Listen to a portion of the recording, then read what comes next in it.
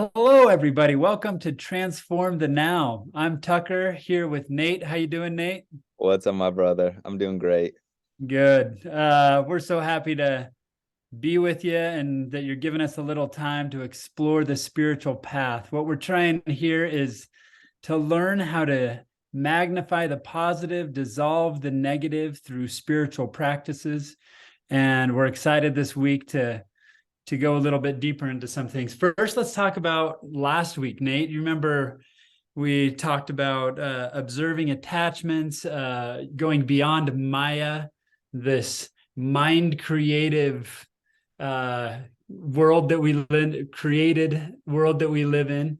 And then we did a spiritual practice at the end where we helped you observe attachments and hopefully dissolve some of those egoic attachments so that you can have less attachment that doesn't feed you in your life and more connection that creates depth and joy and increased love in life.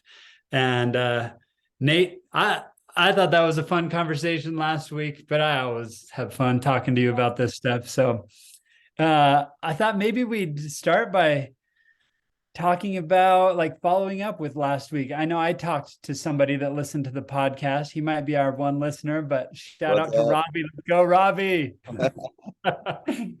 Robbie, thanks for listening. And Robbie expressed to me that during that spiritual practice, he thought of something that he felt an attachment to, and he just sat there and observed the attachment and felt it dissolve and felt some freedom to his soul as that attachment kind of evaporated for him. And I thought that was super cool. I did it too. Like during the week, I noticed an attachment that I had inside me. I was thinking of this vision of the future I had created in my mind, and I noticed that my ego was pretty attached to that vision of the future. So I stopped and sat there and just observed the attachment for a while. And I felt it like just dissolve. I don't understand the dynamics of all of this, but I just felt an increased freedom. And in the days since then, I've felt like I can be more present because I'm not so attached to that future vision that was in my head. So, Hmm. Nate, anything following up on last week that Oh, it you? just came up in my thoughts frequently, and for me, I guess I'm still wrestling with this idea because it like my mind is like, no, this is who you are, right? Like this is how I define myself. But it's kind of crazy how if I let go of it, like you're saying, then I'm still me and I'm still able to enjoy it. It's just a little less limited, if that makes sense. So Yeah. that I don't know. I've been That's been on my mind, right? So I don't know that I did it as well as you, but I it came up several times this week as I was thinking about it. Well, and that is the practice, right? To think about it, to observe your thoughts. And uh, I love what you're saying there. Like, I find that in my mind too. My ego is so concerned about who I am, my identity, and holding to that.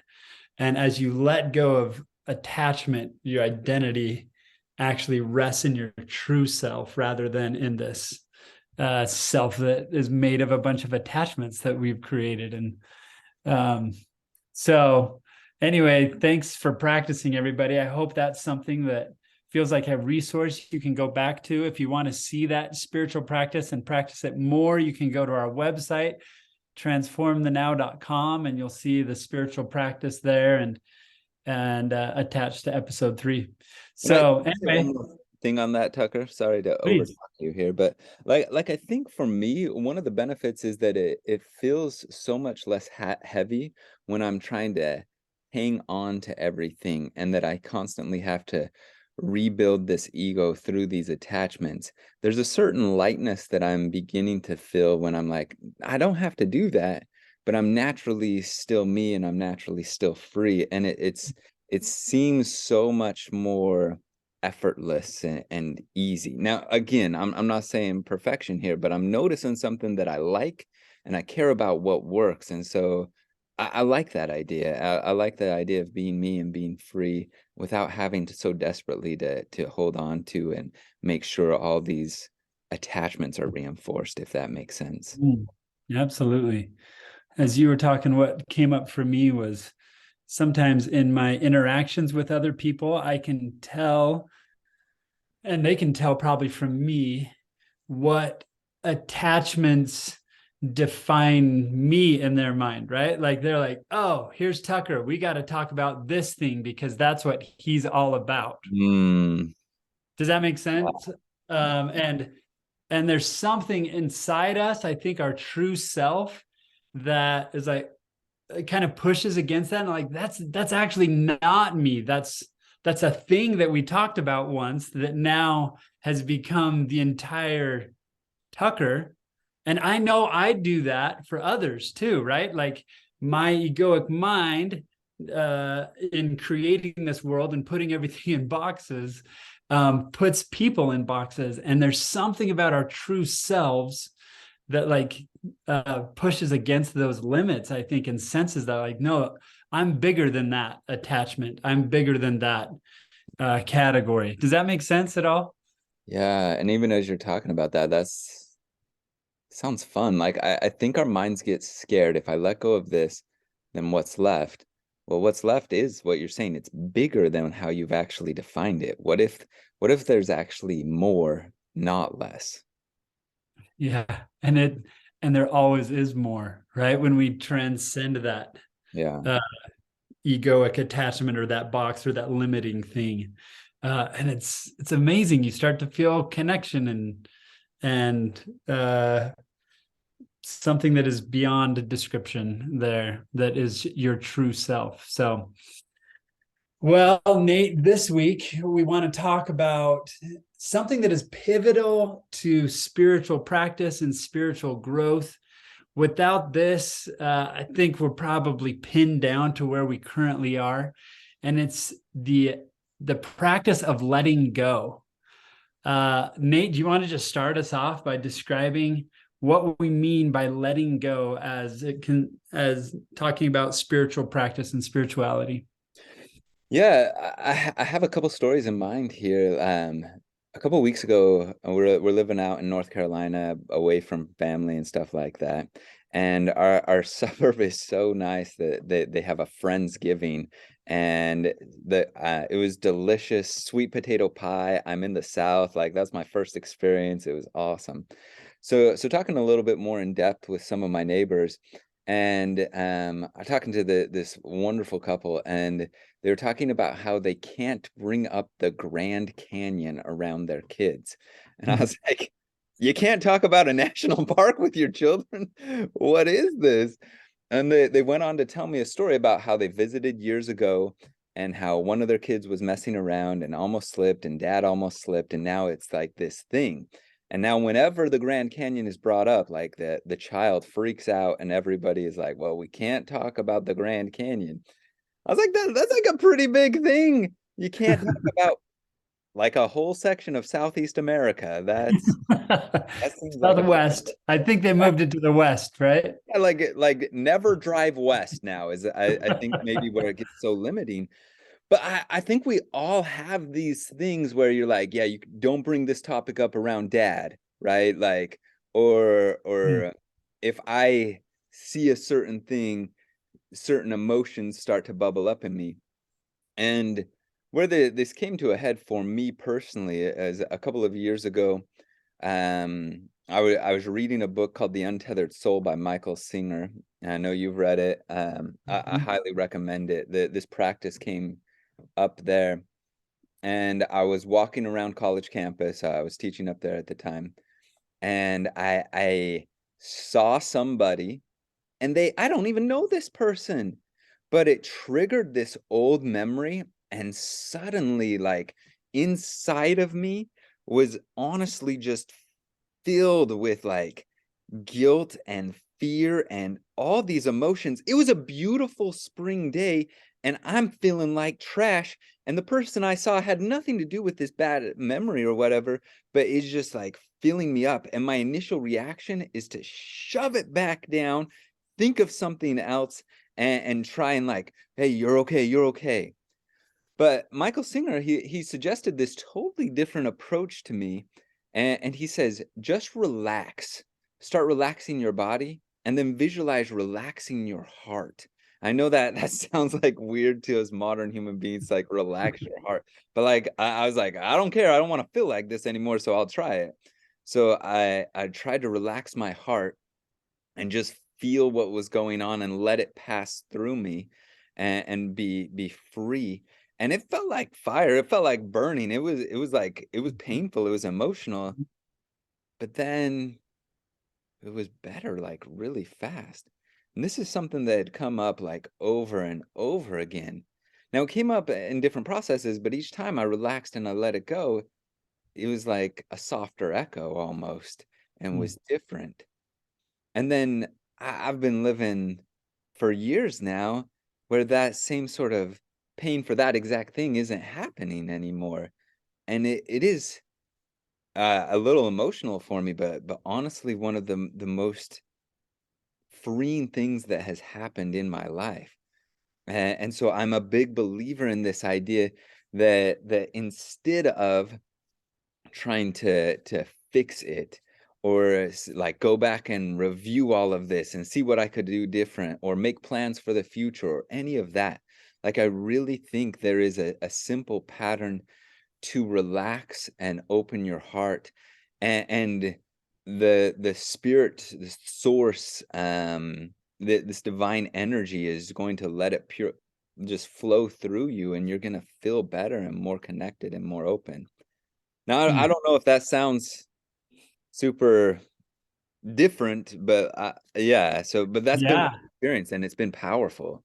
Yeah, beautiful description, Nate. Thank you. Like, it is super different. Like, this is not the natural way of processing things that we have happen to us, right? I think we've all heard of the fight or flight instinct.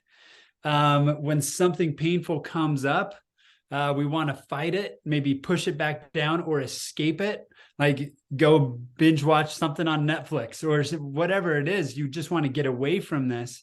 And what you're talking about here is neither fight nor flight. It is a third alternative that actually brings healing to us, right? Where we let it go, we let it pass through us, we feel it, we stay present with that feeling. And then there is, like you say, this divine energy that enters in and helps with healing. So, as with all spiritual things, this is a little bit hard to describe in words, but you did as good as I think I've ever heard anybody do in describing letting go. Um, so, Nate, if let me give a little scenario. I was recently talking to somebody that has a lot of anxiety that is really uh, manifests it sometimes physically with she's very tight in her body language and sometimes she's like kind of kneading her hands as you talk to her and things like this, and there's a lot of this. And I started talking to her and learning that the things that happen to her in her life, she just has such a whole she holds so tightly to. If something difficult happens, she just sits with it and thinks about it and thinks about it, and it just completely uh, eats her up and transforms her world. And I could relate to her because I have absolutely done this, and I do this on the daily in some ways, right? But I just tried to communicate this to her. You need to learn to let go, let these things pass through you, because the more you push them down inside you, the more they'll come up later, and the less control you'll have over when they come up and how to live your life and be free when they do come up. And so when she had a little bit of hope as we started talking about letting go, but she was very honest and vulnerable with me. And she said this: I don't know how. How do I let go? Um, and Nate, you gave us a couple of examples in your stories. Is there anything that you would add just to help somebody with this practice of letting go, how do you do it? What is the first thing that you think of when you recognize that coming up? What is maybe the first or second thought, or what are some things that we can put as a hook in our mind to try this? Yeah, that's a great question. I think we do know how to do it because we do it all the time. There's so many things in our lives that don't stick, right? Like think about driving down like the road and seeing all the trees or the white lines on the roads or the mailboxes.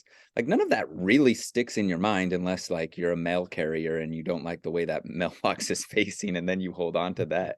But like we let go of things all the time. We just let it pass through. And so it's something that can naturally happen, and this is going to be kind of a vague description, but how do we let go? We just stay open, and we don't close. It is a disposition of our soul, because as you're talking, you were moving your hands even around in a circle. If you can't see our video, like these things swirl around, and we really think there's this idea of control. Like we didn't like how this goes, and so we want to control it. So we want to use our conscious brain, our ego, to hold on to it, tinker around with it, rearrange the parts, and rebuild the Lego set in something that's pleasant. But we just don't have to do that. Like we don't even have to have, if we don't like it, like why are we living with that anymore? If there's somebody that was just like a terrible roommate that like every morning walked into your bedroom and pile drove you like it was the WWE, smelling like onions, like you don't have to live with that person, unless I guess that's your older brother, then you got to talk to your parents about that. But um like why would you live with something so painful and hold on to it and try and control it when you don't have to? And again, like you said, it's not our natural disposition. So going back to your original question, here's what I do. The first thing I do is I just take a breath and I relax my physical body. I pay attention to my shoulders, and I pay attention to my jaw, and I pay attention to my neck, and I just and I let it go. And that reminder to relax. And then I say a mantra to myself that is relax and release. And I just open, and I try and physically feel or spiritually feel my heart opening and it coming through.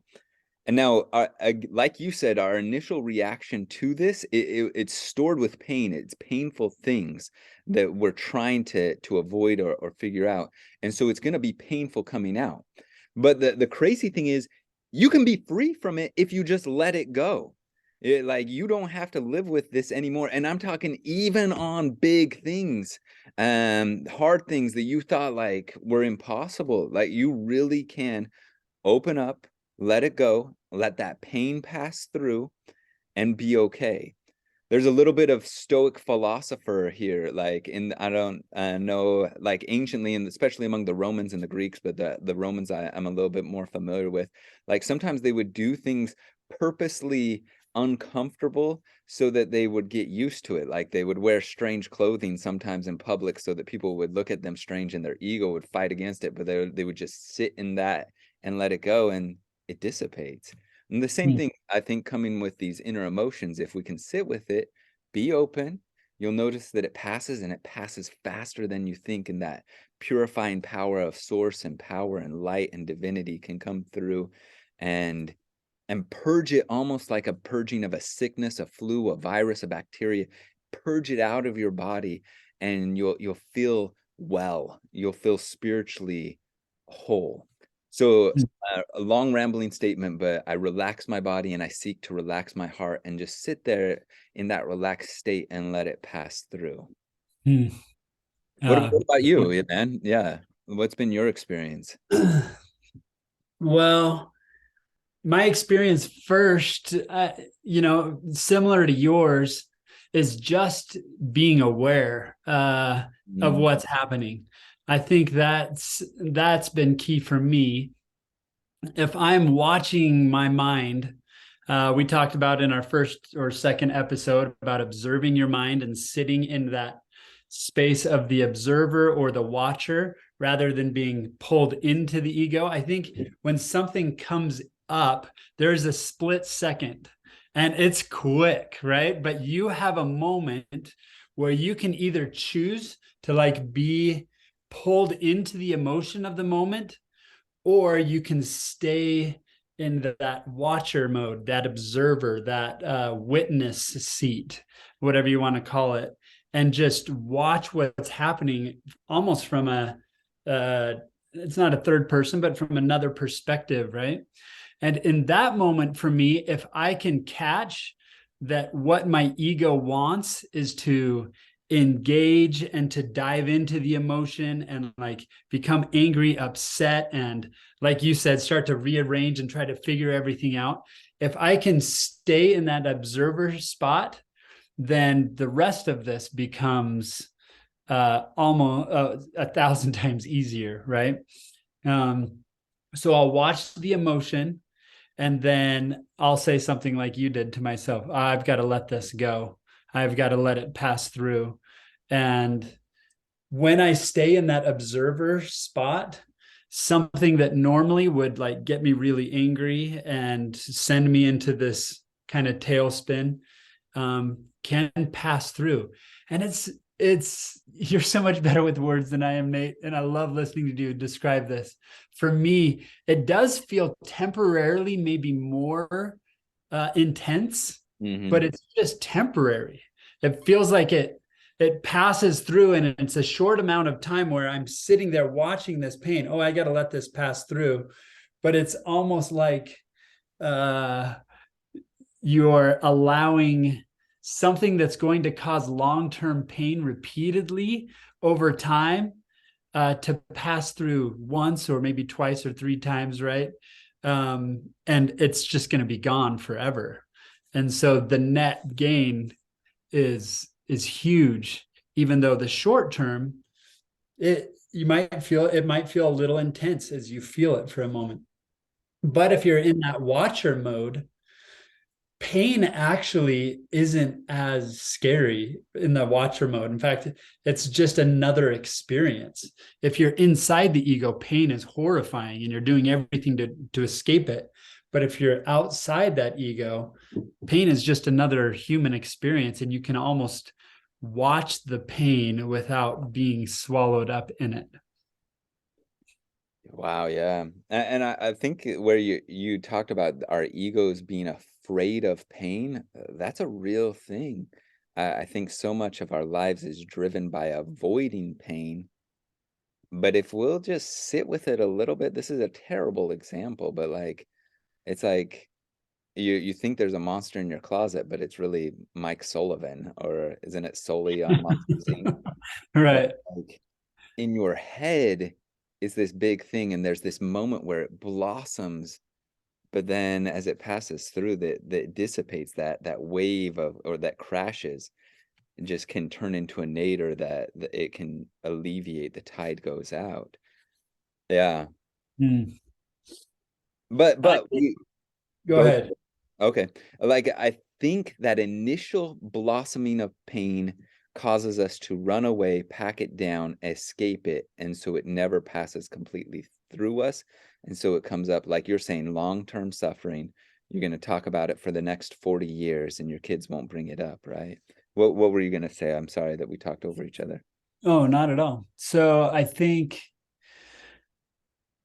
I'm wondering if people that are listening are having, experiences come to mind.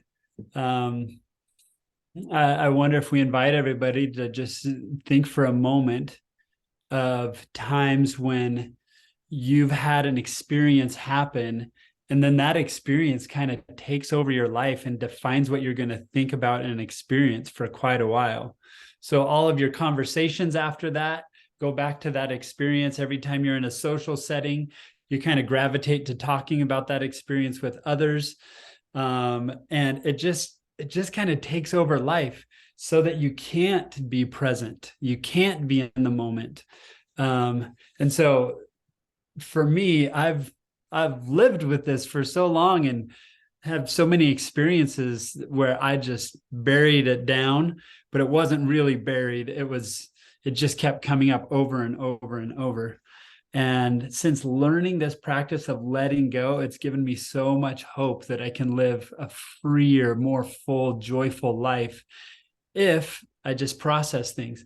And some of those old things that I've buried, they come up for me now. But now I know what to do to let them go so that they don't hold me hostage anymore. And this is powerful, liberating, beautiful stuff that we're talking about. And I would say almost start to view it because we view this as a negative thing when you have this experience in the middle of a grocery store. That it's a sunny day, everything is beautiful, you're zipping along, and then you see that person who stole your parking spot and is such a jerk, and all of a sudden it bubbles up these feelings or emotions of anger and injustice and hate, and your day is ruined. Like, what we can do is we can begin to see those experiences, even almost randomly, as they'll begin to come up more and more as we practice this, as blessings, as good purifying things. That mind shift right there can be so liberating, where you're like, sweet, another thing to let go of. And I know that sounds Pollyanna, like, but I really do believe, I believe that. I'm grateful that I'm caught up less these days, and that I feel larger periods and spaces of time of freedom and connection and joy, because I'm living in the present, not in the past of some past action, and not in the future of some planned revenge I'm going to take in them. These longer periods of connection and peace, I'm really grateful for. So, Beautiful, right? I really do think that the pain that we experience in life is potentially one of the biggest gifts that we have in life, because as we let that pass through us, our consciousness expands. We are now more compassionate, more present, more available for others. And so if we can see, if you can start to look at your past pain, even your past trauma, as potentially something that's going to expand your soul so that you become more of a person who's alive to the pain and situation of others, our past pain becomes a present and future gift to us and the world, in a very real way. This is the path that we see Christ walking through his ministry. If I can give one example, remember in Gethsemane, that's what he's doing in the scriptures. It says he's saying, Father, not, if this can pass from me, like if we can escape this, if we can flight from this, let's do that, because this pain is scary. But then he says, nevertheless, not my will, but thine be done. And he lets it flow through him, this pain that he is facing right here. And then you see, after he leaves Gethsemane, there's that beautiful moment when the guards come to take him away, and they're like, who's Jesus? And Peter steps forward and he's going to fight it, right? Flight was maybe the option in Gethsemane that Jesus didn't do. And then here's the fight opportunity. And Peter takes out a sword and cuts off Malchus's ear. And Jesus, instead of taking this other fight option, he says, put up your sword. And then he actually heals the ear.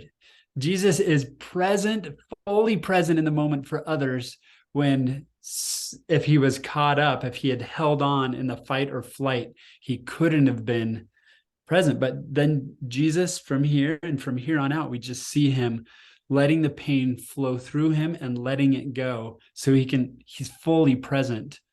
And we could talk a lot about that, but I just love that little example, and watching him from there on out until he dies on the cross, of him always being present for others and letting things go. And I think that's what the spiritual path is that we're working on. We're practicing, right? We're not there, but we're practicing.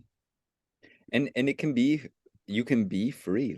That is the promise of these practices, is that there can be a different way to live your day-to-day life that is energetic and joyful there.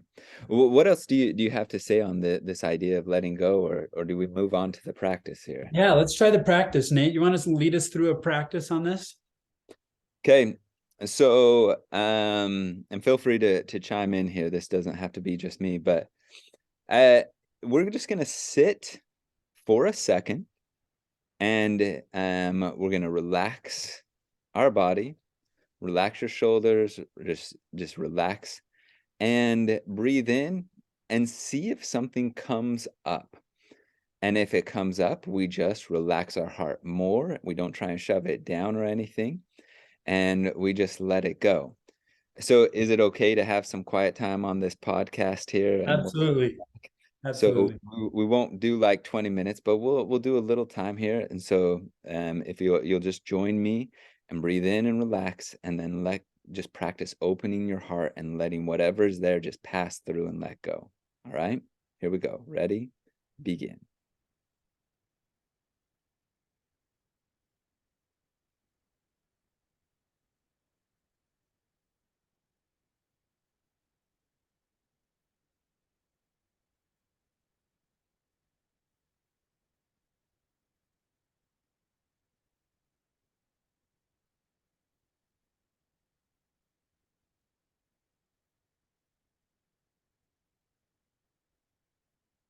All right, come back. And here's my invitation to you. If something came up right now and you're still feeling it and processing it, work on relaxing your shoulders and just release. Either use the phrase relax and release, or let go, but just focus on that feeling in your chest and opening up your heart, and letting it pass through you. Letting whatever is going just blossom, you feel it and let it flow out. Just as things naturally come up throughout this day and throughout this week, focus on opening your heart and relaxing and releasing there. Tucker, what else would you say about our practice as they go throughout their week here?